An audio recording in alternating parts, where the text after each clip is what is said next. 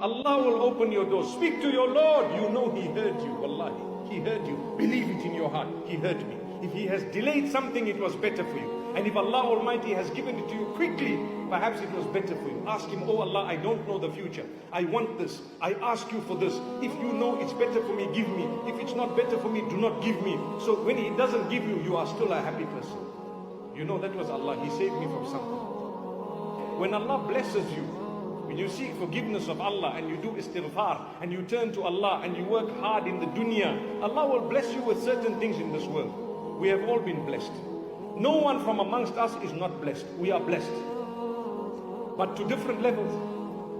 When you have been blessed by Allah, don't be wasteful and don't be miserly. We are the people of Allah, and Allah Almighty wants us to move in a certain direction. If you move in that direction, wallahi, you